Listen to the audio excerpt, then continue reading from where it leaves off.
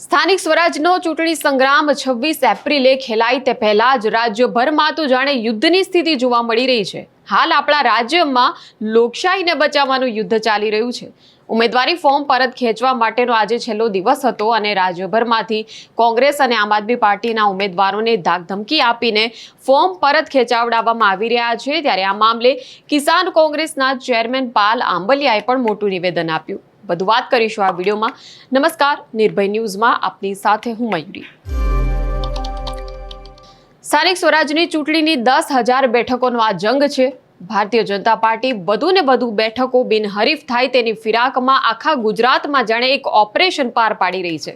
આજે આખો દિવસ આ સમાચારો ચર્ચામાં રહ્યા કે જેમાં કોંગ્રેસ અને આમ આદમી પાર્ટીના ઉમેદવારોના ફોર્મ સતત પરત ખેંચાતા રહ્યા। સતત આક્ષેપબાજીનો એક સિલસિલો જોવા મળ્યો।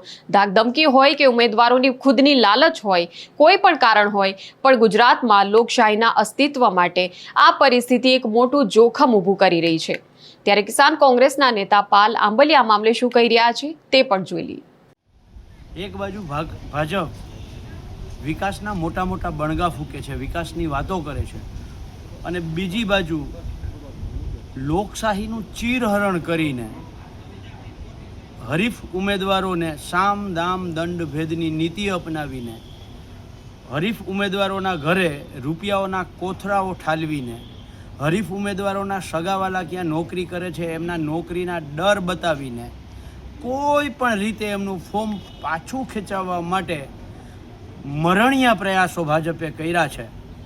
આ શું કામ કરવા પડ્યા છે? જો તમે વિકાસ જ કર્યો હોય તો હરીફ ઉમેદવારોને શા માટે તમે આટલા પ્રયત્નો કરી અને એમના ફોર્મ પાછા ખેંચાવ્યા છે? જો તમે વિકાસ કર્યો હોય તો સ્વેચ્છાએ કહેવું જોઈએ કે આવો આપણે લોકશાહી ઢબે ચૂંટણી લડીએ, પણ ના, તમને વિકાસ નથી કર્યો, તમને જનતાનો ડર લાગે છે, અને જનતાના ડરના કારણે હરીફ ઉમેદવારોને કોઈ પણ રીતે ખરીદવા, દબાવવા, ધમકાવવા અને એમનું ફોર્મ પાછું ખેંચાવવા તમે પ્રયત્નો ભાજપે કર્યા છે। પણ મને પૂરો વિશ્વાસ છે જેટલા ઉમેદવારો અત્યારે ટકી ગયા છે, આ તમામ ઉમેદવારોની તરફેણમાં જનતા જનાર્દન છે એ ભાજપની વિરુદ્ધમાં મતદાન કરશે અને ભાજપને જડબાતોડ જવાબ આપશે, એમાં કોઈ શંકા નથી। એક બાજુ ભાજપ વિકાસના મોટા મોટા બણગા ફૂંકે છે, વિકાસની વાતો કરે છે, અને બીજી બાજુ લોકશાહીનું ચીરહરણ કરીને હરીફ ઉમેદવારોને સામ દામ દંડ ભેદની નીતિ અપનાવીને હરીફ ઉમેદવારોના ઘરે રૂપિયાઓના કોથળાઓ ઠાલવીને હરીફ ઉમેદવારોના સગાવાલા ક્યાં નોકરી કરે છે એમના નોકરીના ડર બતાવીને કોઈ પણ રીતે એમનું ફોર્મ પાછું ખેંચાવવા માટે મરણિયા પ્રયાસો ભાજપે કર્યા છે। આ શું કામ કરવા પડ્યા છે? જો તમે વિકાસ જ કર્યો હોય તો હરીફ ઉમેદવારોને શા માટે તમે આટલા પ્રયત્નો કરી અને એમના ફોર્મ પાછા ખેંચાવ્યા છે?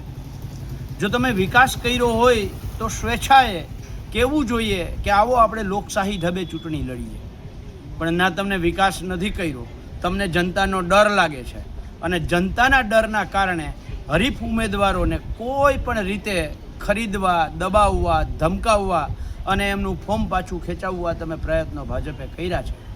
પણ મને પૂરો વિશ્વાસ છે જેટલા ઉમેદવારો અત્યારે ટકી ગયા છે, આ તમામ ઉમેદવારોની તરફેણમાં જનતા જનાર્દન છે એ ભાજપની વિરુદ્ધમાં મતદાન કરશે અને ભાજપને જડબાતોડ જવાબ આપશે, એમાં કોઈ શંકા નથી।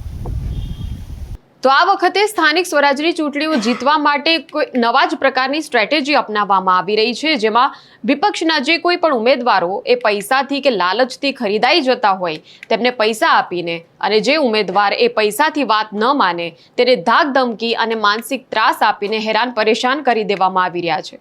ત્યારે આ ઘટનાઓને જોઈને ચોક્કસપણે એક સવાલ એ પણ ઊભો થાય કે શું ગુજરાતમાં ક્યારેય હવે નિષ્પક્ષ વાતાવરણમાં ચૂંટણી યોજાઈ શકશે ખરી? એક તરફ લોકશાહીનું હનન કરનારા લોકો બેફામ બની રહ્યા છે, બીજી તરફ ચૂંટણી પંચ દ્વારા ચૂપકીદી જોવા મળી રહી છે। ચૂંટણી પંચનું અકળાવી દેનારું આ મૌન અને ચૂંટણી પંચના અધિકારીઓની કાર્યવાહીની નિષ્ક્રિયતા એ હાલ તો ગુજરાતને સૌથી વધુ નુકસાન કરી રહ્યા છે। ત્યારે આ મામલે તમારું શું કહેવું છે એ ચોક્કસપણે અમને કમેન્ટ સેક્શનમાં જણાવશો અને આવા જ પ્રકારના વિડીયો માટે જોતા રહો નિર્ભય ન્યૂઝ. અમારી ચેનલને લાઇક, શેર અને સબસ્ક્રાઇબ કરવાનું ભૂલશો નહીં. નમસ્કાર.